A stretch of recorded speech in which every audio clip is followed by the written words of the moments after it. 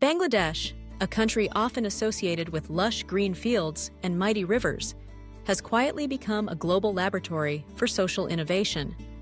Despite facing formidable challenges, poverty, natural disasters, political upheaval, and resource constraints, this South Asian nation has achieved something remarkable. It has given rise to two of the world's most influential non-governmental organizations, BRAC and Grameen Bank. Their stories are not just about organizational success, but about how necessity, vision, resilience, and a unique social fabric can transform adversity into opportunity for millions. To understand why Bangladesh has produced such globally respected charities, one must step back to the early 1970s, a time of profound turmoil and hope. The country had just emerged from a devastating war for independence, leaving its infrastructure shattered and its people struggling to rebuild their lives. The scale of poverty was immense.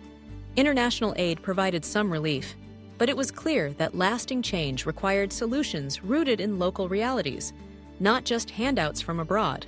Necessity, as the saying goes, is the mother of invention.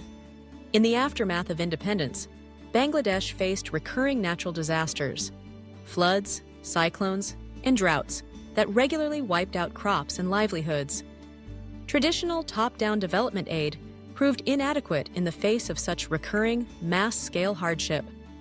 The urgency of the situation forced Bangladeshis to innovate, to find ways to help themselves and their neighbors survive and eventually thrive.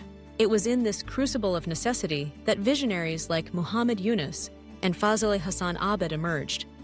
Both men were deeply moved by the suffering they saw, but instead of succumbing to despair, they set out to find practical solutions. Yunus, an economist, saw how the lack of access to credit trapped millions in poverty. His radical idea was simple yet transformative: lend small amounts of money to the poorest, especially rural women, enabling them to start tiny businesses and break free from the cycle of debt and dependency. Thus was born Grameen Bank, which over time would pioneer the concept of microfinance and inspire similar efforts across the globe. Fazle Hasan Abed, meanwhile, left a successful corporate career to address the root causes of poverty. He founded BRAC, originally the Bangladesh Rehabilitation Assistance Committee, not as a traditional charity, but as an organization that would empower people to take charge of their own futures. BRAC's approach was holistic.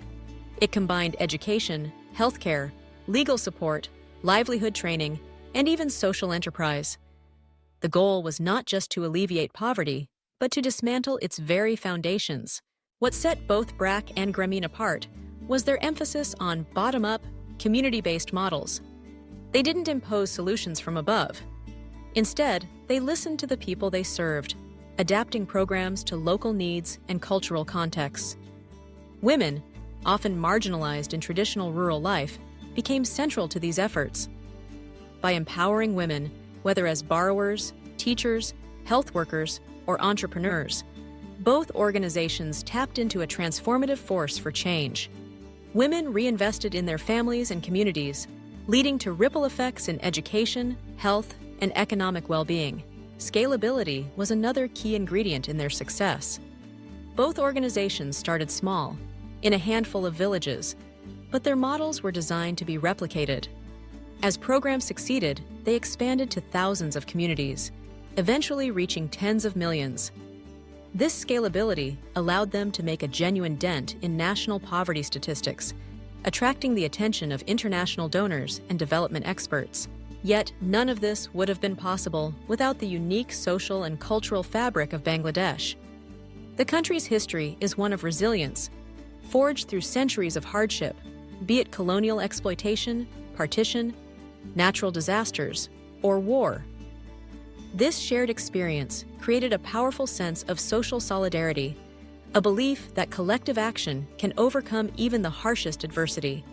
Grassroots organizing and mutual aid were already deeply embedded in rural life, making it possible for organizations like BRAC and Grameen to gain trust and mobilize entire communities. As BRAC and Grameen began to show measurable success, they attracted global attention and support. International donors, once skeptical, became eager partners. The organizations adapted their models beyond Bangladesh, working in Africa, Asia, and even Latin America. BRAC, for instance, is now the largest NGO in the world by number of employees and people reached, running programs in education, health, agriculture, and economic development on several continents. Grameen's microfinance model has been replicated in over 100 countries, inspiring a worldwide movement for financial inclusion. But perhaps the most profound impact of these organizations lies in their unique approach to empowerment. Traditional charity often creates dependency. BRAC and Grameen sought to create agency. Microcredit, as pioneered by Grameen, does more than provide financial resources. It builds confidence, encourages entrepreneurship, and fosters self-reliance. BRAC's integrated approach addresses the many dimensions of poverty, from illiteracy to legal exclusion to poor health, recognizing that no single intervention is enough. The success of BRAC and Grameen has also reshaped the global understanding of development. No longer is it seen as something that must be imposed from the outside by experts or international agencies. Instead, these organizations have shown that solutions developed by, with, and for local communities can be more sustainable, effective, and empowering. Their work has helped shift the focus of development discourse worldwide, from charity to capacity building, from aid to partnership. Importantly, these achievements have not gone unrecognized. In 2006, Muhammad Yunus and Grameen Bank were awarded the Nobel Peace Prize, a powerful acknowledgement of the idea that economic empowerment and peace go hand in hand. BRAC, meanwhile, has been lauded by the World Bank, the United Nations, and countless other bodies for its scale and impact. The journey of BRAC and Grameen continues to this day.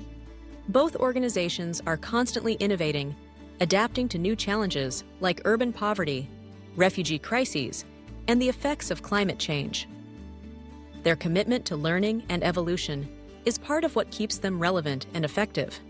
They have also spawned a new generation of social entrepreneurs in Bangladesh and beyond, creating a vibrant ecosystem of innovation for social good. So why did Bangladesh become the birthplace of such influential NGOs? It is the result of a unique convergence: the pressures of dire necessity, the vision of extraordinary leaders, the resilience and solidarity of its people, and a willingness to innovate from the ground up. These factors created fertile ground for homegrown solutions that not only transformed millions of lives in Bangladesh, but also inspired the world.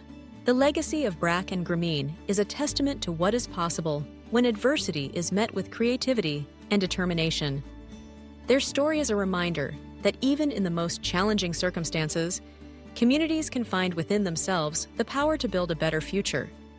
And in doing so, they can offer lessons and hope to the rest of the world.